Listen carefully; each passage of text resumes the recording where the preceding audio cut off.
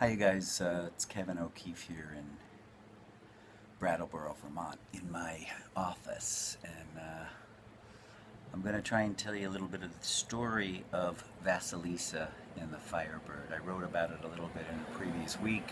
Sorry about the noise. There's a passing truck going by and there'll be traffic. Okay. So a long time ago, once upon a time, before time was squished into this little iPhone and manufactured and condensed so that we could understand it. There was a kingdom, and in this kingdom there was a castle, and in this castle there was a courtyard, and in the center of this courtyard there was a tree, a beautiful blooming magnolia tree. And that tree shaded a hunter who was asleep under the tree on a beautiful sunny day. And one of the petals fell off the blooming magnolia tree and drifted down right onto the nose of the hunter, and he inhaled deeply. And he awoke, and he looked around, and he sensed something.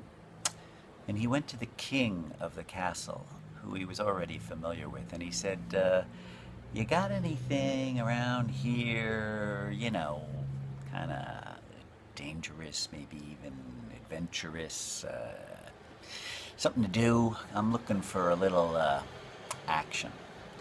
And so the king said, yeah, we've got something that might fill the bill quite nicely for what you're looking for. It's called the dark part of the forest, and before you go out there, I must warn you, quite a few people have gone out there before, and none of them have returned. So you might want to consider it or be careful.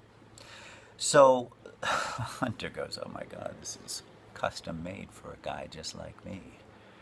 Yes! And he gets directions. And he leaves the center of the castle, runs down this long hallway, down the steps of the castle, and onto his horse of power. Now, I don't even know if I should be telling you this, because horses of power like this horse, they don't really exist anymore.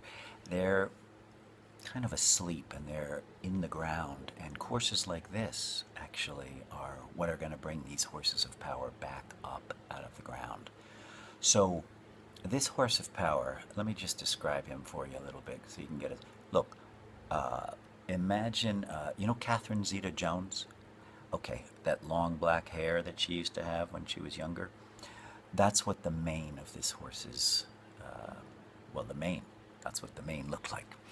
And it was long, and so is the tail. And this horse was big in the chest, broad, think like the biggest beer keg you've ever seen. Maybe like a cask, like a wine cask, like a deep oak cask of wine, and the kind that gives those great rich overtones to red wine. And this horse was big, 16, maybe 17 hands high. I don't even know what that means. I just heard it once at a horse show.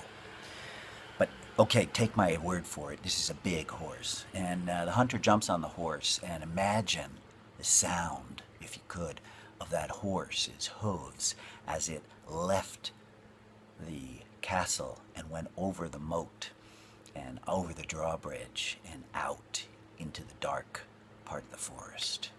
And it took them some time before they were in the dark part of the forest. And then one day, the hunter finds himself in the deepest, darkest part of the forest. Sun was so scant, the canopy so thick, that Rarely did the sun even break through the canopy of all these trees. I don't know if you've ever been to the Amazon, but it can be a little bit like that down there.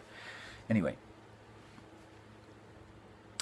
right above, in the distance, where the hunter was, he saw a slight break in the canopy, and it was an intersection of these two trails, kind of like a T. And just as he was about to approach that intersection, he heard a sound unlike anything he'd ever heard before.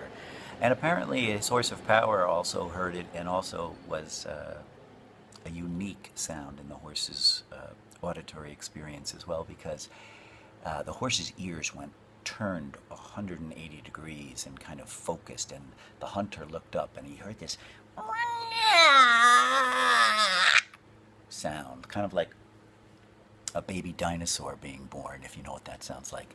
So he looks up, and just above the canopy, in that little intersection where the sun is shining, he sees the FireBird. And the FireBird is flying, and it's got wings twice the size of an albatross, and the back of the FireBird, its tail feathers are long, I mean enormous, and it's golden, and it's red, and it's orange, and it's crimson, and it's flying, and its chest is beating, and it's calling out its sound. It's like a dinosaur. And just as it cuts over that intersection, one small feather from the FireBird drops off the back of his tail and drifts down, down, down through the hole in the canopy and onto the intersection right in front of the hunter.